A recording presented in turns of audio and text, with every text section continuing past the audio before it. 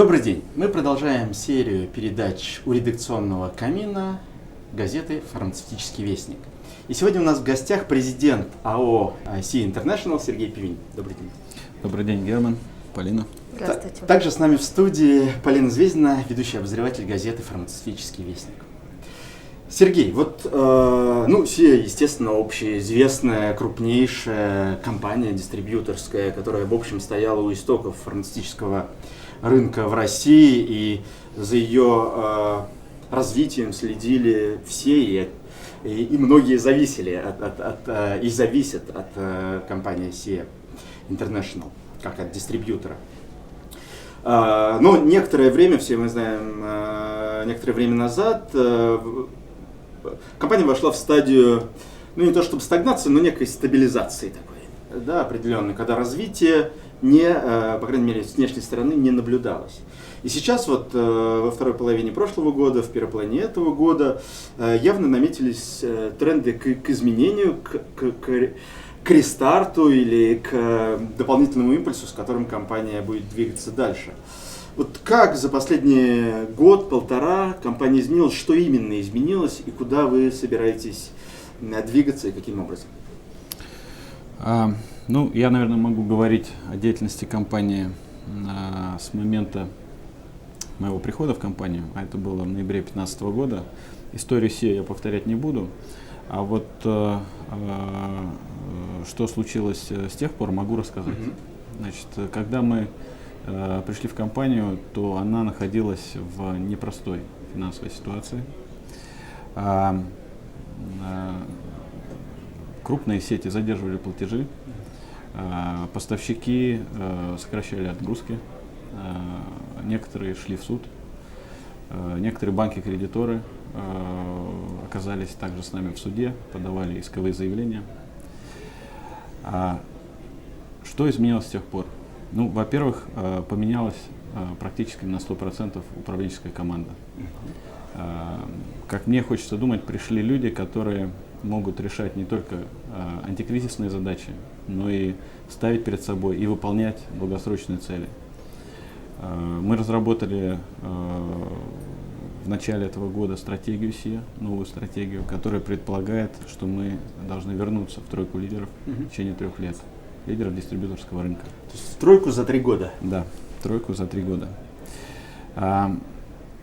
Кроме этого, мы сделали и сфокусировались на нескольких основных вещах, неотложных вещах. Прежде всего были восстановлены отношения с крупными сетями, с крупными клиентами. Остановлено падение продаж. Мы нормализовали, как мне кажется, работу дебиторской задолженности, существенно ее сократили. Особенно просроченную дебиторскую задолженность, она сократилась более чем на треть. Во-вторых, мы договорились с банками-кредиторами, практически со всеми. Наверное, чуть-чуть больше смогу сказать на следующей неделе, но прогресс в этом деле явно большой. В-третьих, мы нормализовали отношения с крупными поставщиками, практически со всеми. Хорошим примером будет соглашение с компанией, например, Airfarm, с компанией Крехин более чем на 400 миллионов рублей, а с компанией Teva. Также мировое соглашение подписано, утверждено в суде на сумму порядка 600 миллионов рублей. То есть отношения с поставщиками постепенно нормализуются. Все понимают, что SIA была и остается, несмотря на какие-то трудности, которые мы переживали, надежным партнером, который и серьезным игроком на этом рынке. Вы упомянули, что пришла новая управленческая команда. Наверняка эти люди известны рынку, значимы для рынка. Может быть, вы могли бы их перечислить? Вы знаете, мы сделали упор на... Ведь команда, она состоит из разных компетенций, поэтому мы старались не просто взять специалистов с фармацевтического рынка, а создать абсолютно новую команду, каждый человек, который принес бы что-то новое. Поэтому мы сделали упор на совмещение компетенций людей, которые знают фармацевтический рынок, как, например, Роман Кустов,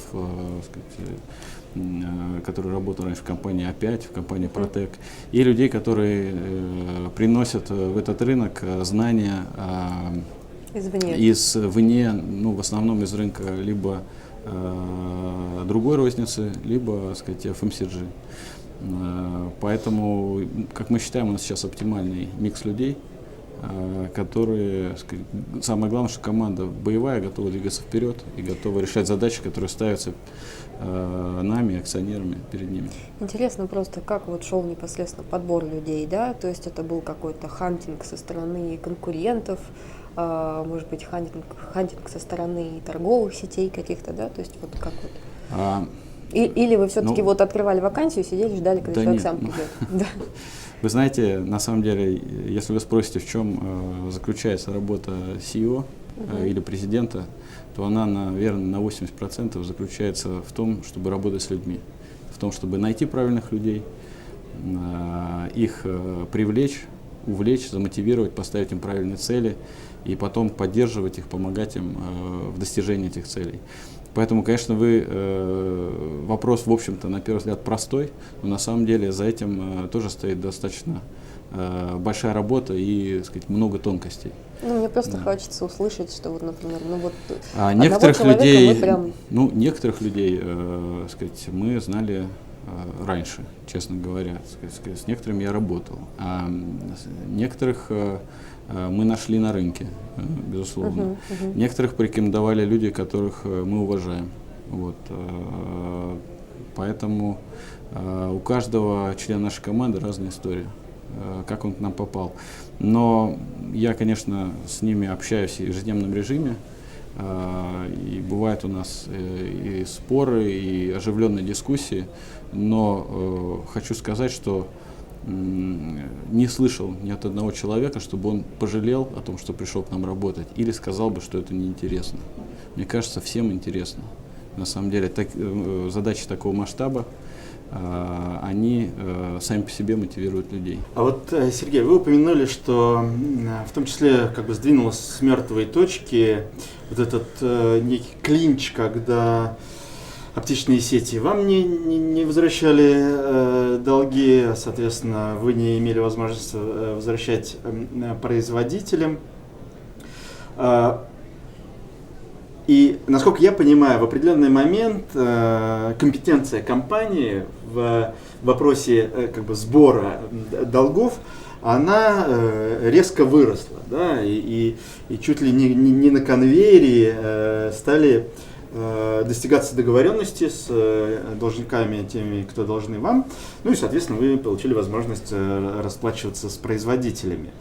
Сейчас где-то долговая нагрузка компании, она уменьшается, да, наверное, ваша перед производителями, и в тот же момент уменьшается, наверное, и долговая нагрузка аптечных сетей перед вами. Это так. Ранее цифра кредиторской задолженности была, там, по крайней мере, мы ее знаем, составляла где-то 7,2 миллиарда рублей. 7 миллиардов, да, и 0,2. Вот сейчас как эти цифры изменились, изменяются? Какие вы можете назвать показатели, которые можно... То, что вы назвали, это сумма задолженности перед банками. Она реструктурирована, почти вся, как я уже сказал, и она практически не поменялась. Вот. То есть она разнесена на более... Да. Вот. Сумма кредиторской задолженности перед поставщиками другая, она выше. Я бы ее не стал называть, но могу сказать, что она, вы правильно сказали совершенно, она уменьшается постепенно по мере того, как мы нормализуем ситуацию с дебиторской задолженностью и имеем деньги для того, чтобы расплатиться расплачиваться с нашими уважаемыми поставщиками. Появилась ли какая-то у вас в команде или дополнительная команда, которая решает вот вопросы договоренности с аптечными сетями и с дистрибьюторами? Ну, мы и есть эта команда. Я, в принципе, встречаюсь и лично с руководителями крупнейших наших клиентов. И наша служба продаж, безусловно, находится с ними в ежедневном контакте. Я бы сказал, вы сказали слово «конвейер», я бы позволил себе не согласиться. Отношения с клиентами все никогда не были даже похожи на конвейер, особенно, естественно, с крупнейшими клиентами. Не похожи они на это и сейчас. подход у нас к клиенту исключительно индивидуальный, и к ним ко всем мы относимся, даже к тем, кто, может быть, когда-то там задерживал платежи, мы все равно относимся с любовью, уважением, хотим для них быть полезными. Вот про любовь и уважение, собственно, как раз вопрос. Как вам удается получать, например, денежные средства с таких компаний, как АВЭП? Почему? Потому что, собственно, на рынке все жалуются, все крупные дистрибьюторы жалуются на их неплатежи, а для вас их неплатежи были бы критичными, если бы они были. Как вам удается? Вот... Ну, АВЕ во всех ее проявлениях. Да, во всех ее проявлениях, да. Ну, я могу сказать, что у нас Кстати, и хорошие судов рабочие... у вас с ними нет, если я не Нет, ошибаюсь. у нас Да, хорошие рабочие отношения с АВЕ. И секреты, ну, если они есть, они, в общем-то, достаточно простые. Это, скажем так, долгосрочный взаимный интерес. Мы им интересны как дистрибьютор, а они нам интересны как лидер московского рынка. Это внятная переговорная позиция. Мы понимаем, что они, чего они хотят, они понимают, чего хотим мы. И это, наверное, некая взаимная гибкость и творческий подход к решению задач, которые, может быть, в лоб не всегда сразу, казалось бы, можно решить. Вот мне кажется, три этих фактора, они являются, скажем, нашими секретами. Хотя я бы не сказал, что это что-то новое. Ну вот вы один из крупнейших дистрибьюторов, они, вся группа один из крупнейших или крупнейший ритейлер. Причем сейчас, как вы наверняка знаете, в начале года и у оптового звена, в данном случае Альянс, если мы про него говорим, как бы новый собственник, и вы входите с крупными аптечными сетями, или они с вами входят на одну территорию, условно говоря, да, дистрибьюцию. Вы какие-то проблемы в этом видите, ожидаете? Кстати, они тоже хотят в тройку. Это тоже такой важный. Они тоже хотят в тройку, да. Мы уже имеем как минимум две компании, которые за 3 года войдут в тройку дистрибьюционную. Это очень хорошо. Конкуренция всегда стимулирует. Что касается территорий, то рынок есть рынок. Я напомню, что у многих, скажем так, крупных дистрибьюторов есть свои аптечные сети, соответственно, где-то мы все на одной территории, потому что если мы работаем с Радугой, мы работаем и с Ростой, и мы работаем и с Протеком, и мы работаем с Риглой. Поэтому ничего как бы страшного в этом я не вижу. Наоборот, мы приветствуем. Мне кажется, это добавит Альянсу определенности в его стратегии. Ну, а про конкурентную борьбу ее никто не отменял. Ну, вот еще один вопрос. Сейчас Полина разовьет эту тему, как бы развития разнообразных бизнесов у дистрибьютора. Но так как вы упомянули, что у многих дистрибьюторов есть крупные аптечные сети, а когда у СИ это будет крупная аптечная сеть? Ну, пока об этом точно рано говорить. У нас задачи стоят по возвращению, как я сказал, в тройку. Именно в дистрибьюции. Да, в дистрибьюции. Поэтому говорить о том, что у нас будет крупная сеть, пока этому не стоит. Серьезно точно нет. Ладно, с аптеками понятно. А что, тем не менее, происходит сейчас с синтезом в Кургане? Это, по-моему, ваш единственный производственный актив, да, который остался? Это так. Я думаю, наверное, правильно такой вопрос задать руководству синтеза. Все-таки это отдельное предприятие, СИА является акционером. Все, что я могу сказать, это то, что мы считаем синтез исключительно интересным и перспективным. Какие-то другие производственные активы вас, в принципе, могут интересовать? То есть вы ставите перед собой все-таки цель, как построение вертикально интегрированной компании, какую когда-то станет представлять Игорь Феликсович? Планов приобретения активов сейчас нет.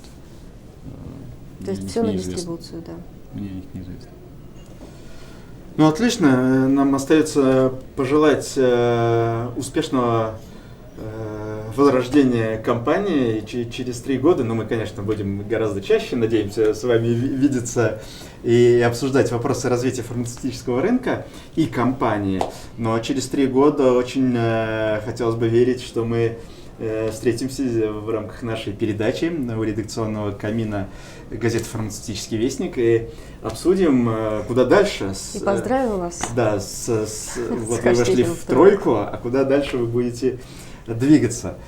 Я напомню, что у нас в студии был Сергей Пивень, президент акционерного общества SIA International. Мы очень благодарны вам, спасибо большое. Спасибо, Герман. И вы смотрели передачу у редакционного камина газеты «Фармацевтический вестник». До встречи в эфире. Всего хорошего.